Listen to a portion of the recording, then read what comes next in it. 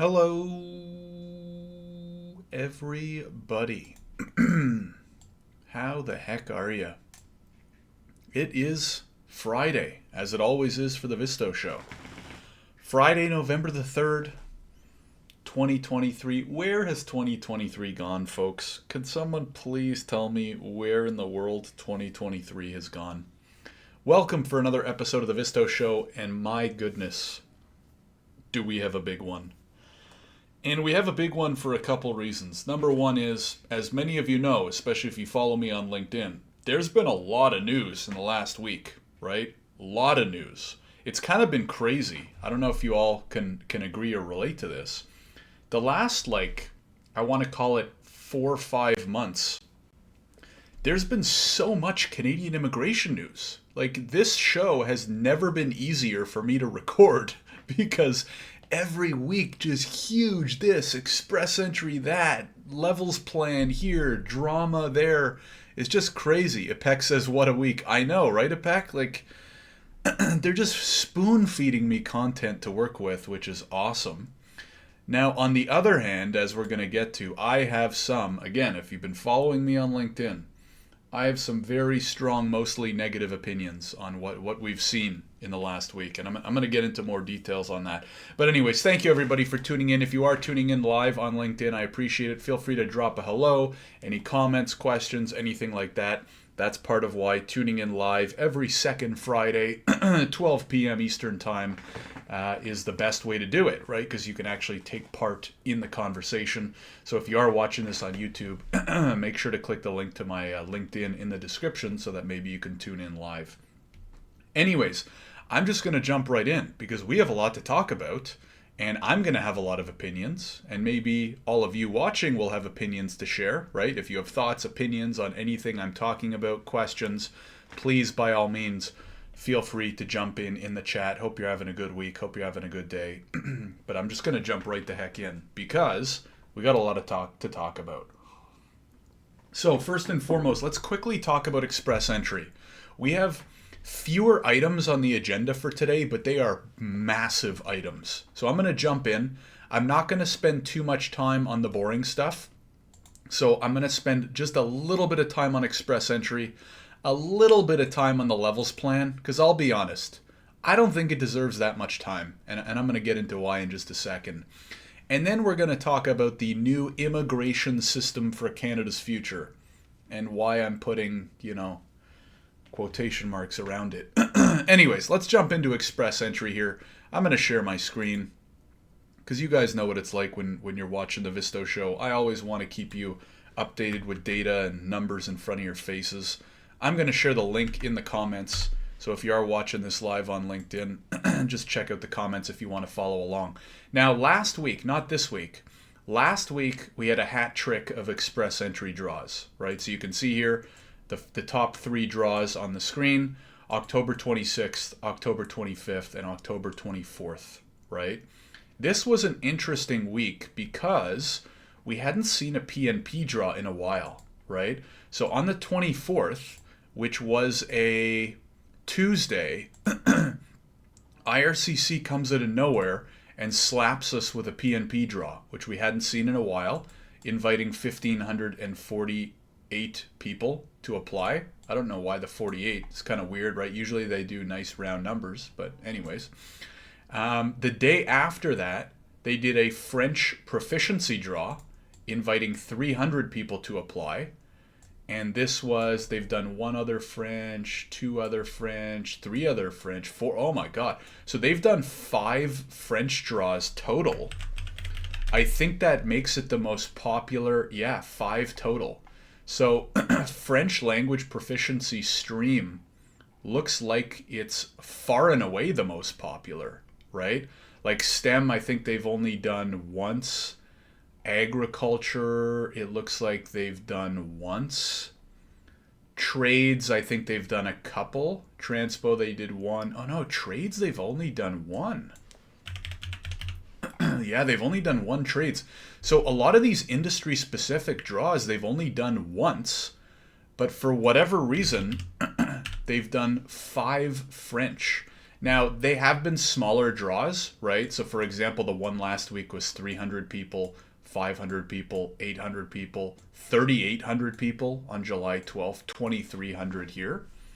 But I don't know. What do you guys think? Like, for a country that's really struggling for people in trades, they've only done one trades draw for 1,500 people. We've only done one STEM draw for 500 people. We've only done one agricultural draw for 600 people. So it kind of begs the question, in my opinion, how are these being decided? And then, and this goes back to a rant I've given on this show many times.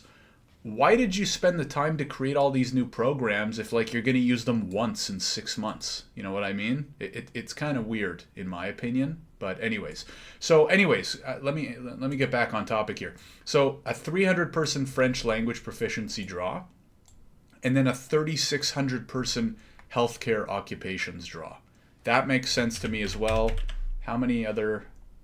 There's been a total of now 3 healthcare draws, right? They invited 1,500 people in July, 500 people in June.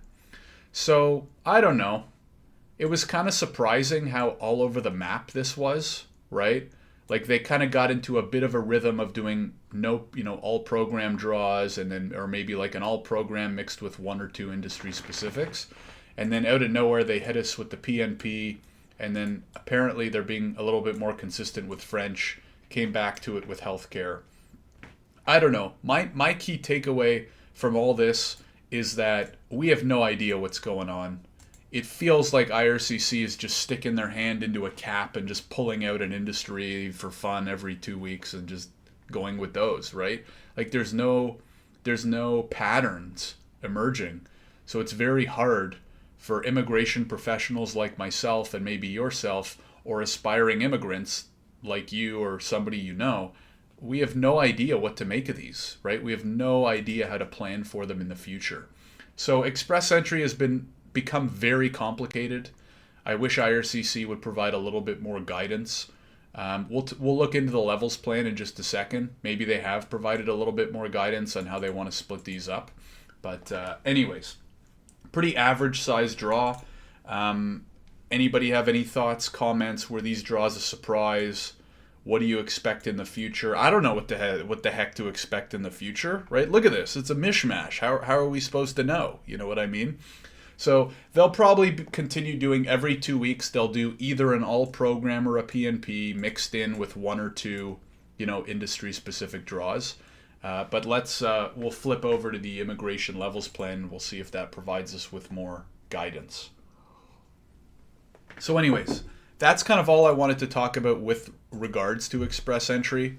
As I said, I think that we've gotten into a pattern of not being able to know what the heck they're going to do, and I guess that's okay. I don't think there's much we can do about it. If you have any thoughts, please feel free to drop them in the comments, drop them in the chat.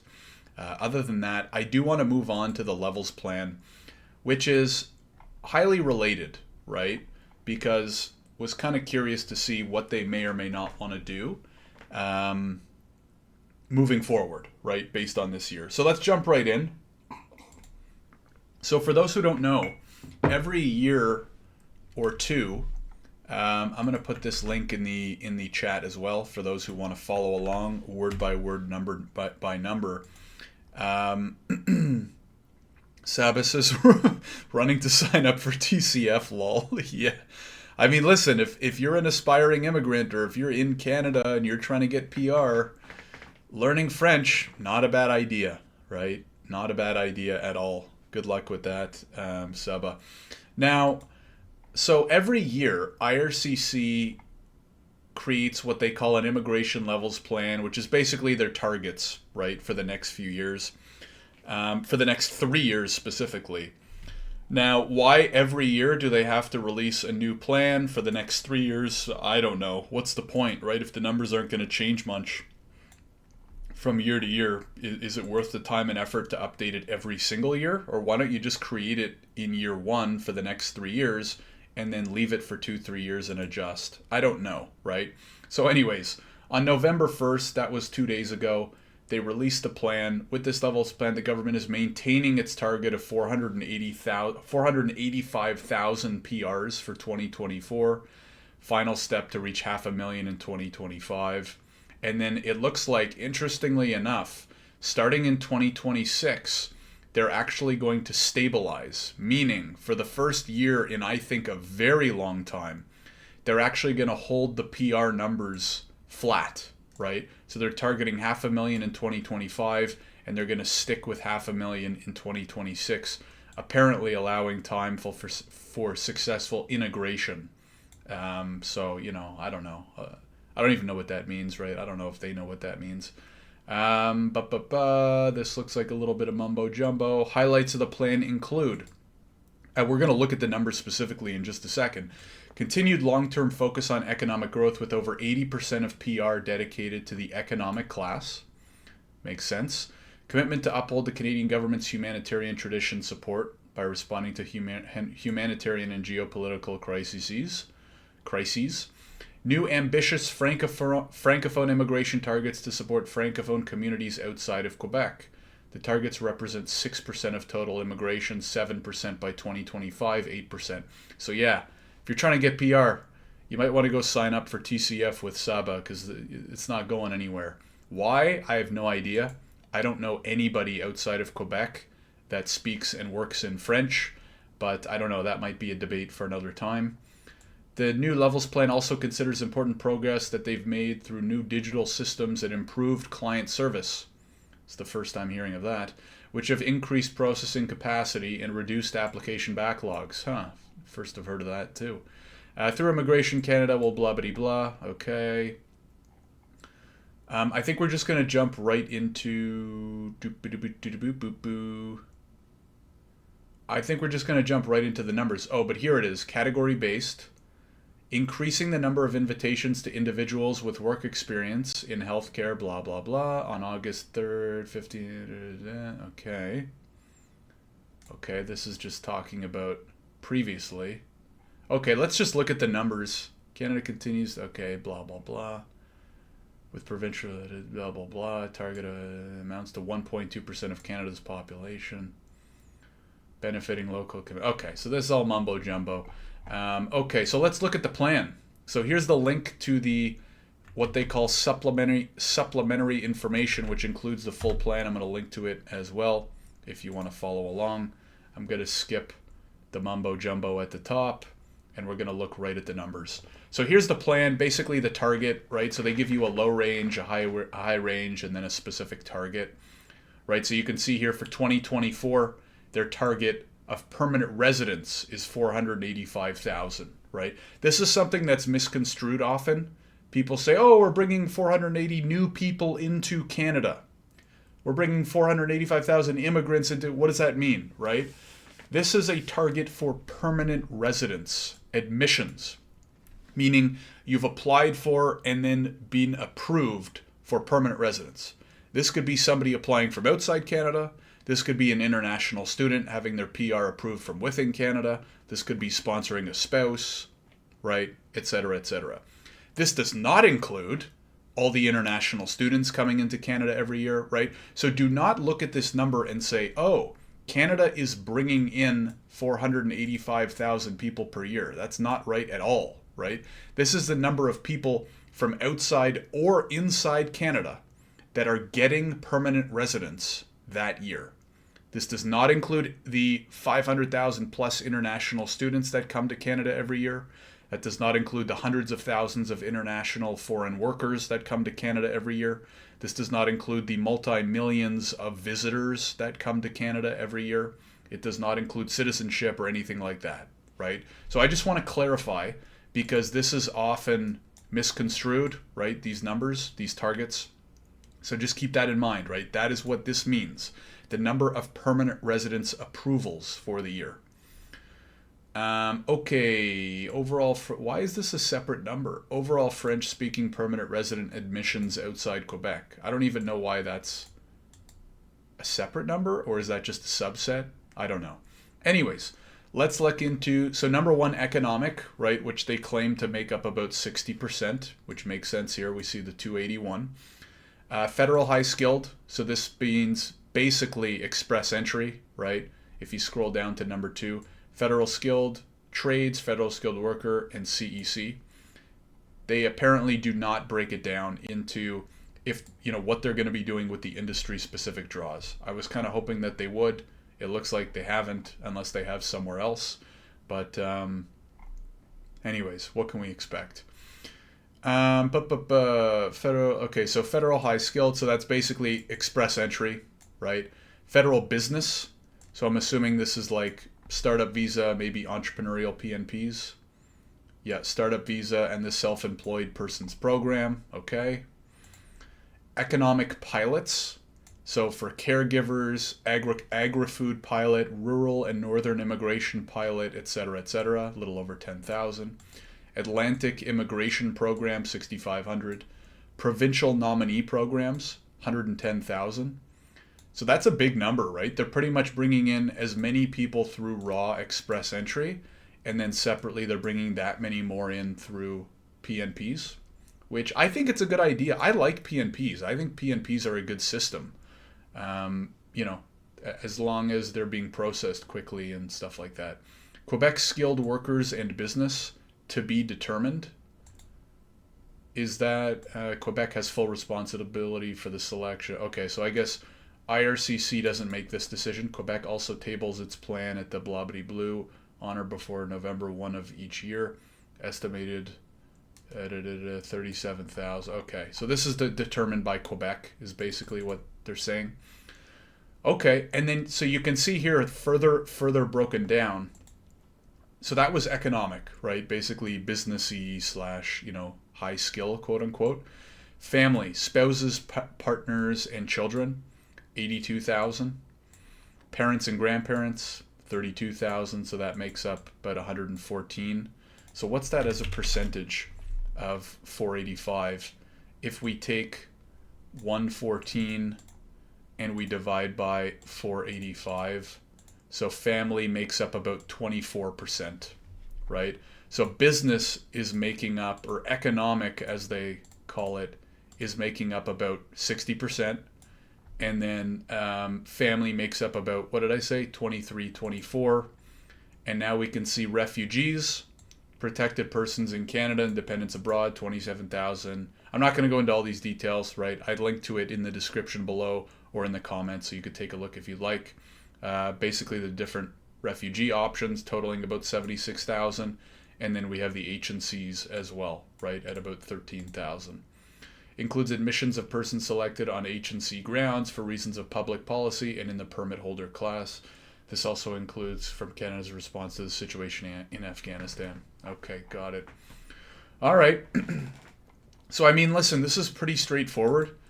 The 2024 numbers I compared to what they had targeted in the previous plan, right? So last year we had the 2023 to 2025 immigration levels plan. So I looked at what they had targeted for 2024, compared it to this. Very similar. Some very small differences, very similar. I think I might have said this on LinkedIn earlier. I don't understand why this is such big news, personally. This is not very big news, right? Sure, they stick all these big headlines. Oh my God, we have the plan. Oh, look at the numbers. We pretty much knew exactly what these numbers were going to be. This really doesn't change all that much, in my opinion. I think the express entry number is virtually the same from what they had targeted or planned to target for 2024. So we're going to see a lot of the same. There's bigger fish to fry, as we're going to talk about. I personally, even as an immigration practitioner, wouldn't even spend too much time looking at these numbers. I don't think, it really doesn't change your day job that much. If you're an aspiring immigrant, you might want to look at those numbers and start looking at other advantages like speaking French or some of these pilots. I don't know, right? But either way, you kind of have to understand the eligibility criteria and stuff like that. So anyways, that's it there on the levels plan. If you have any thoughts, comments, questions, by all means, please feel free to throw them into the chat. And we will move on to our second last topic for the day. And that is, let's give a quick little chair readjustment here. We're going to talk about the immigration system for Canada's future. What does that mean? I still have no clue. Let me share my screen here. So we had an announcement a couple days ago, October 31st, transforming our immigration system to build a stronger Canada. And basically, Minister Miller talked about, they did a report and all these studies to strengthen immigration, and this includes a few things.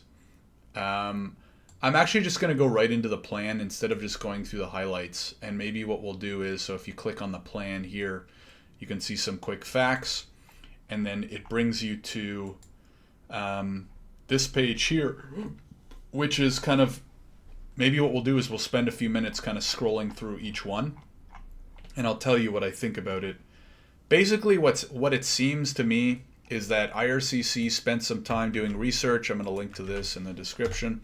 IRCC spent some time doing research, talking to people, blah, blah, blah, and figuring out ways to improve it. Adam says, the Visto Show, baby. Hey, Adam, how you doing? Thanks for tuning in. Hope things are going well. They've come up with this plan to make Canada and the immigration system better. Now, I said this on LinkedIn a few days ago. I don't know if all of you agree.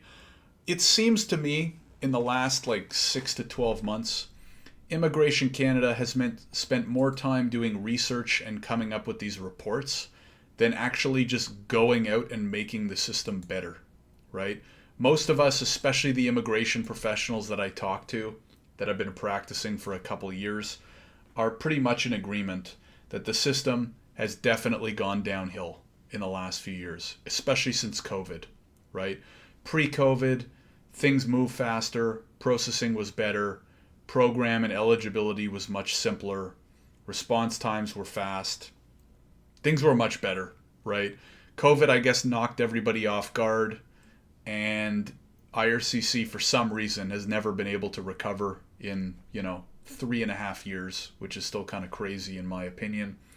All these new exemptions, all these new exceptions, can't get answers, slow processing times, housing cost of living going through the roof. International student industry, in my opinion, is a total mess.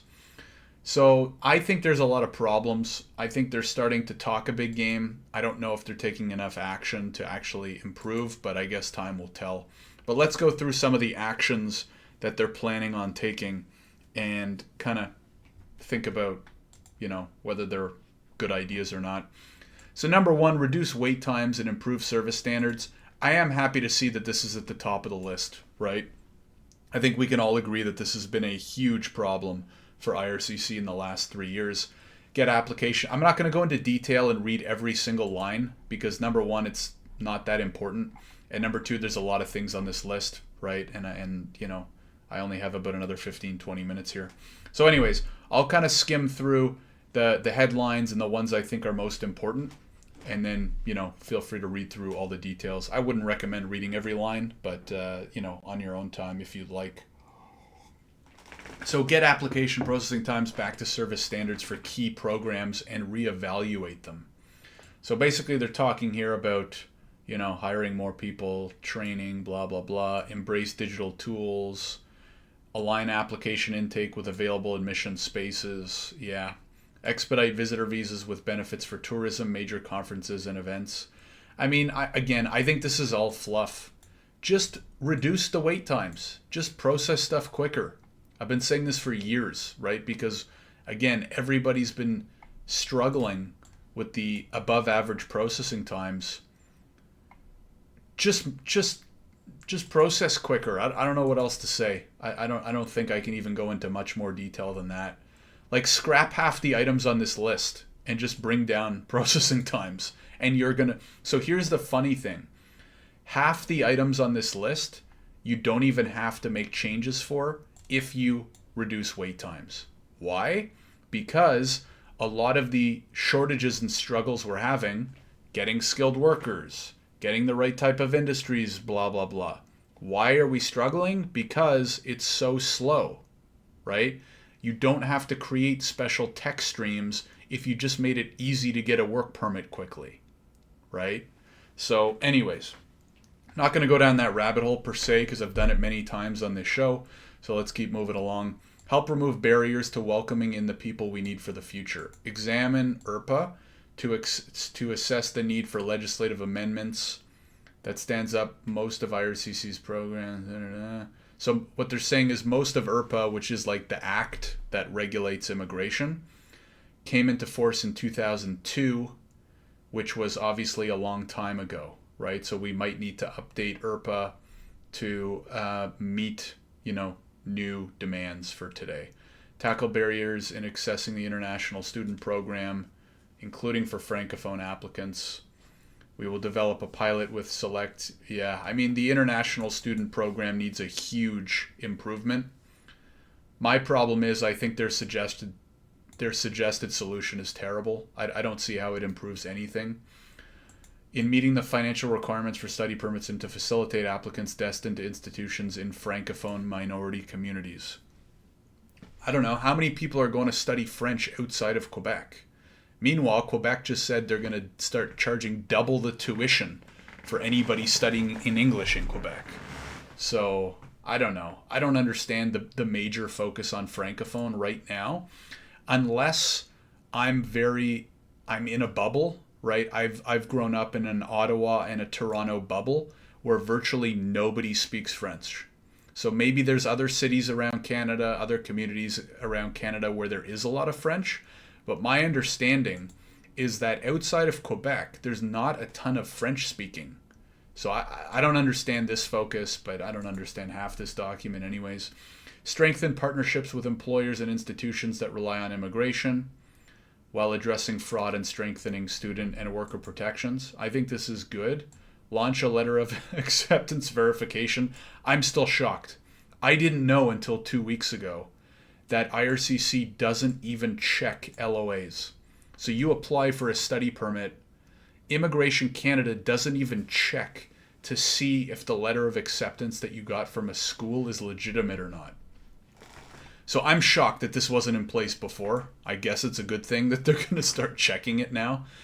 Implement a recognized institutions framework with qualifying universities. The framework will be developed in close consultation with DLI. These pros will benefit from faster processing. I think this is a terrible idea. Why are you just going to talk to a few DLIs and give them faster processing?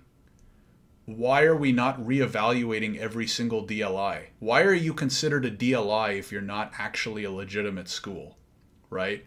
And then what's the benefit of faster processing?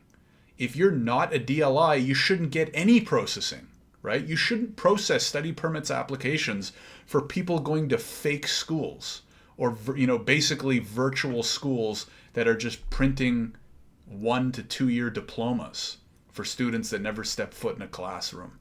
I think this is a terrible, terrible solution to a huge problem in Canada, and the industry's not going to be fixed. It's not going to get much better, and I'm very concerned. But anyways, implement the recognized employer pilot. I think this is a good idea.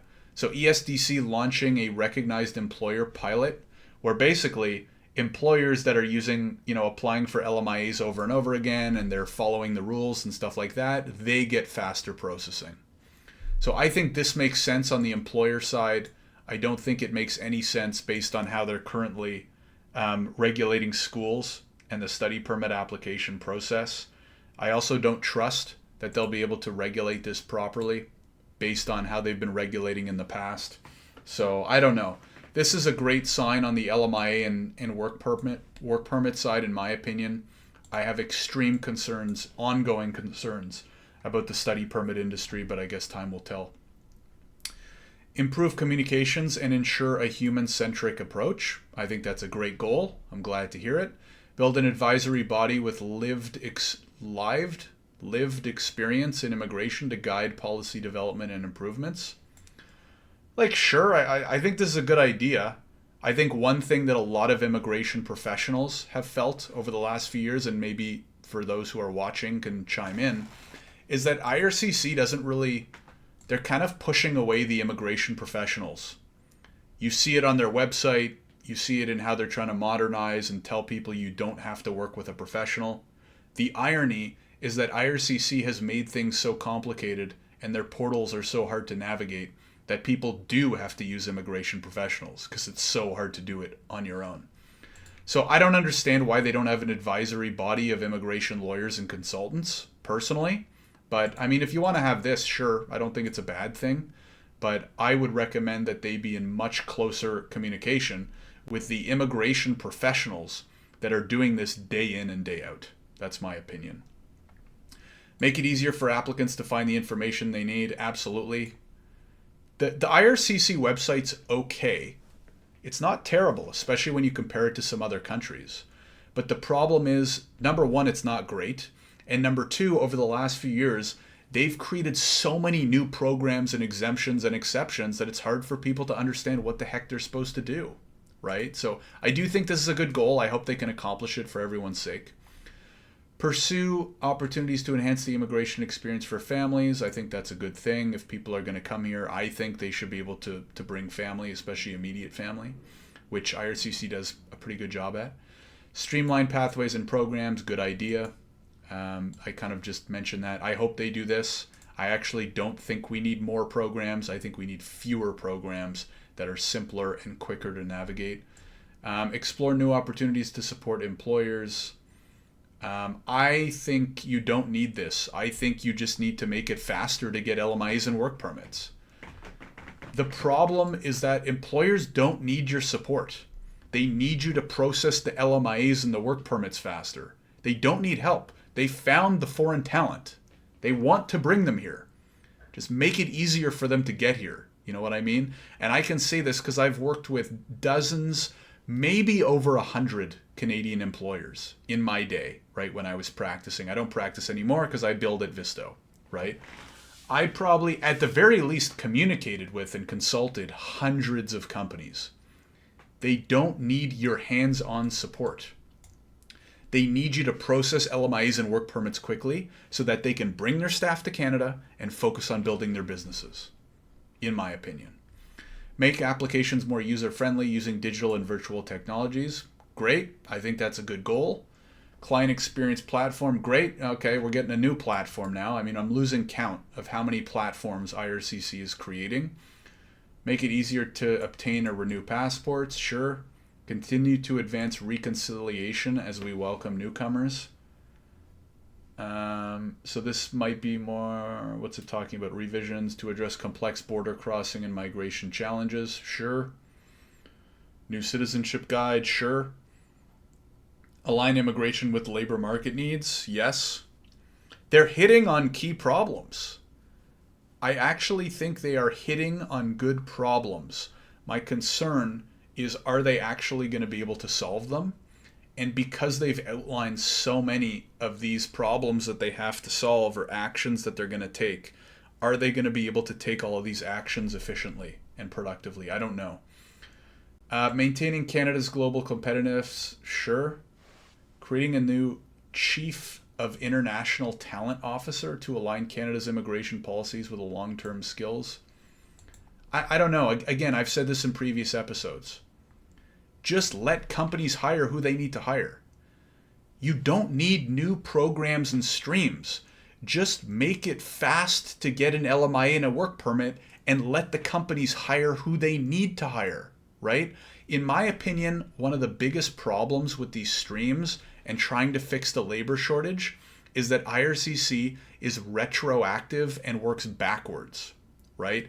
They try to talk to the industry and talk to employers and blah, blah, blah. Then they go create a new stream for this, that, or the other, launch it. And then by that time, it's like 2 years later and the industry's shifted. And you spend all this time and resources creating new programs and training staff, and then it's not even rolled out well. We don't need new streams. Make it so that any legitimate company in Canada that has a legitimate shortage for a certain industry or type of worker can get a relatively quick LMIA and a relatively quick work permit. And then you don't have to create programs for agriculture, for tech talent strategy. You don't need that. Just make LMIAs and work permits fast and easier for legitimate employers with legitimate needs, and you don't need a single stream. Not one. Maybe you keep them for express entry because that's a little bit different, right? You're inviting people directly for PR. But I'm saying on the temporary foreign worker side or the international mobility program, just make it fast and easy for companies and then get the heck out of their way. Implement the first ever tech talent strategy. I think this is a total waste. I talked about this a few months ago when they launched the H-1B program. Why are we targeting software developers who make $500K USD on H-1Bs? They don't want to come to Canada. They don't want to come to Canada to make 1/3 the salary and pay double the price for a house. You know who does want to come to Canada? The tech workers whose H-1B got rejected. That's who we should be targeting, right? People who miss the draw or people whose H-1Bs are expiring. What do we need a digital nomad program for? We already have too many people and not enough housing. Why would we bring tech workers to Canada who are not going to be employed by Canadian companies? They're going to drive housing up even more, and they're not going to pay tax. Well, I guess they do have to pay tax if they're present in Canada, but they're not going to be working for Canadian tax-paying corporations. So it makes no sense to me. This makes no sense to me. Just make GTS fast again, and you don't need that entire paragraph. Continue to improve the startup visa program. Startup visa is another interesting line, right? Where getting that letter of support's gotten a little bit sketchy, right? You have people buying letters of support, people paying these incubators. Some of them are totally legit. Some of them are very sketchy, right? So yeah, there probably needs to be some improvement for SUV. And then as well, that processing time has gone up so much. SUV, I think, used to be like 6 to 12 months to process. Now it's like 2 to 3 years from what I'm hearing. Focus on international students with high demand skills. I agree with this. I think one way we should be improving the international student space is by, pushing students towards programs and schools that will actually lead to success in the long run. What does that mean? Right now we're bringing in hundreds of thousands of students. They're going to whatever school and whatever program will accept them. They're all graduating with like business admin degrees, and then they can't find a job. So they're stuck driving Uber, they're stuck working as security, blah, blah, blah, right? We should better align on the school side which programs are eligible, which programs will actually lead to PGWP, push students to the schools and the programs that will actually lead the students to success in landing a job once they graduate. Working with partners, improve foreign credential recognition to enable more newcomers to apply their skills. Yeah, so this is good as well. So allowing people, they have training from back home, allow them to more quickly get it recognized in Canada, right? Why does it take 6 to 12 months for a foreign trained nurse to get recertified in Canada? Meanwhile, we have a shortage of nurses, right? We don't have a shortage of nurses. There's millions of nurses we can go get into Canada from all over the world. We have a problem with recertifying nurses. That is the problem, right? That needs to be fixed here. Bring workers to Canada who can help alleviate social pressures like housing and healthcare. Yeah, so again, this is good. Develop a comprehensive and coordinated growth plan. Who's this guy? I don't know who these people are. Build a more whole of government approach to immigration growth. The heck does that mean? Oh, seek to integrate housing and healthcare planning. Yeah, I mean, listen, I think it's interesting because these are separate, right? They're separate divisions. They're treated differently in different provinces, right? Because healthcare and I think housing are provincial matters. So you have, housing and healthcare is regulated provincially. Immigration is regulated federally. But I think it's certainly a good thing if IRCC communicates more with, those level of governments on a provincial matter. So again, I think this is a good problem that they're looking to tackle. I hope they can do it well. Support communities for integrations of newcomers, explore options to leverage the investment, housing related, explore opportunities to advance regional immigration. I don't know. Again, I'm of the opinion that fix the international student problem because it's a mess. Make it easier for employers to sponsor the workers that they need. and they'll go to the places that are most needed, right? Make it easy for an employer in Saskatchewan to sponsor people, and they will more likely sponsor people, right? To help build the community in Saskatchewan, right? As opposed to Toronto or Vancouver or whatever. Position the immigration system to adapt quickly and respond equitably and sustainably to growing global humanitarian crises. Sure, I mean, Canada's been pretty good at this. There's certainly no shortage of crises and stuff going on around the world. I'm getting up against time here, so I'm moving a little bit quicker. Conclusion, this report, blah, blah, blah, and the engagement, blah, blah, blue. So, okay. I mean, I went through, what do you guys think? Is this good? Is this bad? Do you like what you're reading? Here's what I'll say. Here's my opinion after I drag this out with a quick sip of water. Here's what I think. I think they've uncovered a good list of problems. I think that they've built a pretty good list of action steps for the most part. I don't agree with all of them, but we're never going to agree on everything, right? I think they've developed a pretty good list of actions that they want to take. My concern is that IRCC for the last 4 years has performed much better if you just read the news headlines than if you actually see what they're doing in practice. So my hope, because I'm trying to stay positive here, I'm also concerned that there's just too many, right? I mean, look at all this stuff. This is a lot to tackle, right? Now, IRCC does have a lot of funding. I don't know, hopefully they have a lot of smart people as well internally. I don't know. I don't really know anybody there. But my concern is that, number one, I don't agree with everything in here, but that's okay. Nobody will. And number two is that it's a very long list. So my hope, I'm holding out hope, I'm praying to the immigration gods that IRCC can pick some of these major problems, can quickly and efficiently or somewhat quickly implement some long-term solutions so that Canadian immigration can go back to the glory days of pre-COVID when things were really good. Express entry took 6 months. GTS took 2 weeks. IRCC response times were pretty good. You could talk to somebody on the phone without waiting on hold for 7 hours. You know what I mean? So, anyways, hopefully that makes some sense, people. What do you think? Do you agree, disagree? Am I crazy? Am I wrong? Am I right? Maybe don't answer that part. Anyways, last but not least, just want to give you folks a quick Visto update, right? For those who don't know, Visto is an immigration platform. So I am an immigration lawyer, teamed up with Alex, my co-founder, who is a software developer. And we've built a platform that I wish I had when I was practicing, right? One-click form filling, one-click PDF merge and compress, one-click custom cover letter generators using AI, application manager, one-click translate the whole app into whatever language your clients want to work in, all that kind of stuff.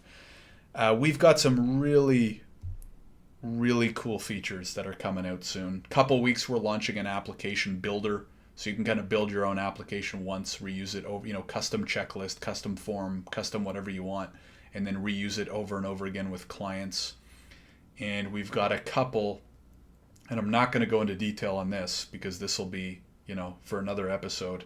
We've got some big AI, let's call them features, being worked on and to be worked on in the background.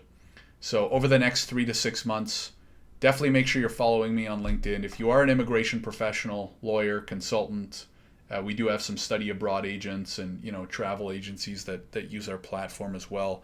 So if you are a company that prepares or works on a lot of Canadian immigration applications, definitely reach out. Happy to share more information. But we have some, you heard it here first, some big AI related features that will be coming out over the next few months. So keep an eye out on my LinkedIn. Make sure you are on our email list.